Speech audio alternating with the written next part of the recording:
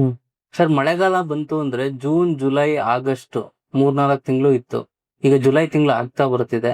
ಈಗ ಮಳೆಗಾಲ ಇನ್ನು ಎಷ್ಟು ತಿಂಗಳ ಕಾಲ ಇರಬಹುದು ಸರ್? ಮಳೆಗಾಲನ ಇನ್ನು ಎಷ್ಟು ದಿನಗಳ ಕಾಲ ನಿರೀಕ್ಷೆ ಮಾಡಬಹುದು ಸರ್? ಇದು ಮುಂಗಾರು ಮಳೆ ಅಕ್ಟೋಬರ್ 15 ತನನು ಮುಂಗಾರು ಮಳೆ ಇರ್ತೈತಿ. ಅಕ್ಟೋಬರ್ 15 ನಂತರ ಈಶಾನ್ಯ ಮಾರುತಗಳು ಬರ್ತಾವ. ಅಂದ್ರೆ ಅಕ್ಟೋಬರ್ 15 ತನನು ಕರ್ನಾಟಕ ರಾಜ್ಯಾದ್ಯಂತ ಮಳೆ ಆಗುವ ಸಾಧ್ಯತೆಗಳು ಇರ್ತಾವೆ. ಆದ್ರೆ ಜುಲೈ ಮತ್ತು ಆಗಸ್ಟ್ ನಲ್ಲಿ ಅತಿ ಹೆಚ್ಚಿನ ಮಳೆ ಆಗೋದು ಜುಲೈ ಆಗಸ್ಟ್ ನಲ್ಲಿ. ಮುಂದ ಕರ್ನಾಟಕದ ದಕ್ಷಿಣ ಒಳನಾಡಿನ ಜಿಲ್ಲೆಗಳಲ್ಲಿ ಸೆಪ್ಟೆಂಬರ್ ಅಕ್ಟೋಬರ್ ನಲ್ಲಿ ಕೂಡ ಮಳೆ ಆಗುವ ಸಾಧ್ಯತೆಗಳು ಇರ್ತಾವೆ. ಆದ್ರೆ ಉತ್ತರ ಒಳನಾಡಿನ ಜಿಲ್ಲೆಗಳಲ್ಲಿ ಸೆಪ್ಟೆಂಬರ್ ಅಕ್ಟೋಬರ್ ನಲ್ಲಿ ಒಂದ್ ಸ್ವಲ್ಪ ಮಳೆ ಪ್ರಮಾಣ ಮತ್ತೆ ಕಡಿಮೆ ಆಗುವ ಸಾಧ್ಯತೆ ಇರ್ತಾವೆ. ಸರ್, ಇನ್ನು ಬೆಂಗಳೂರಿಗೆ ಬಂದ್ರೆ ಬೆಂಗಳೂರ ವಾತಾವರಣ ಈಗ ಹೆಂಗಿದೆ ಸರ್ ಸದ್ಯಕ್ಕೆ? ಬೆಂಗಳೂರಿನಲ್ಲಿ ಒಳ್ಳೆ ಹವಾಮಾನ ಐತಿ, ಆದ್ರೆ ಮಳೆ ಆಗಲೇ ಇಲ್ಲ. ಮಳೆ ಅಂತೂ ಬಹಳ 50% ಮಳೆ ಕೊರತೆ ಐತಿ ಬೆಂಗಳೂರಿನಲ್ಲಿ.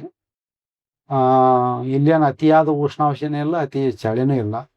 ಗರಿಷ್ಠ ಉಷ್ಣಾಂಶ ಸುಮಾರು 28-29 ಡಿಗ್ರಿ ಸೆಲ್ಸಿಯಸ್, ಕೆಲವು 30 ತನೂ ಹೋಗಬಹುದು ಇಲ್ಲಿ.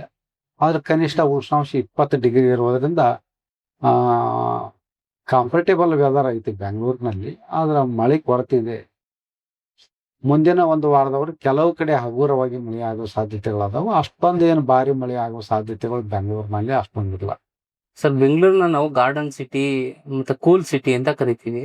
ಸೊ ಈಗ ಆಗಸ್ಟ್ ತಿಂಗಳು ಹತ್ರ ಬರ್ತಾ ಇರೋದ್ರಿಂದ ಈಗ ಬೆಂಗಳೂರು ಕೂಲ್ ಸಿಟಿ ಹೀಗೆ ಮುಂದುವರಿಯುತ್ತಾ ಸರ್ ವಾತಾವರಣ? ಬೆಂಗಳೂರಿನ ವಾತಾವರಣ ಆಗಸ್ಟ್ ತಿಂಗಳು, ಜುಲೈ ಅಂತ್ಯದಲ್ಲಿ ಇಲ್ಲಿ 1884 ಸುಮಾರು 4 ಡಿಗ್ರಿ ಸೆಲ್ಸಿಯಸ್ ಉಷ್ಣಾಂಶ ಹೋಗಿತ್ತು ಬೆಂಗಳೂರಿನಲ್ಲಿ ಇತಿಹಾಸದಲ್ಲಿ ಸರ್. ಅದು ಊಟಿ ಅಂತೇಳಿ ಕರಿತಿದ್ರು ಅದಕ್ಕೆ.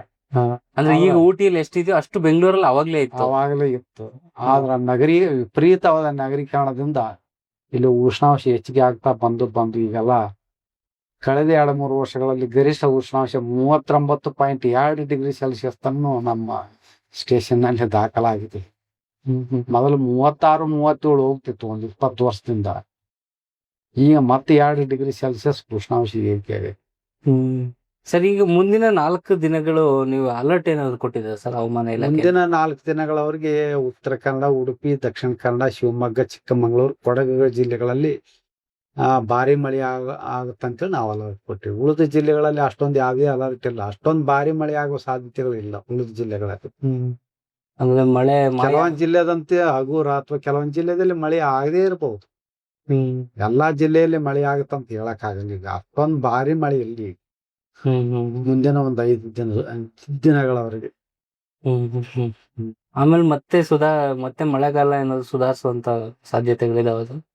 ಅದು ಆಗಸ್ಟ್ ಮೊದಲನೇ ವಾರದಲ್ಲಿ ಸುಧಾರಣೆ ಆಗುವ ಸಾಧ್ಯತೆಗಳು ಅದಾವ.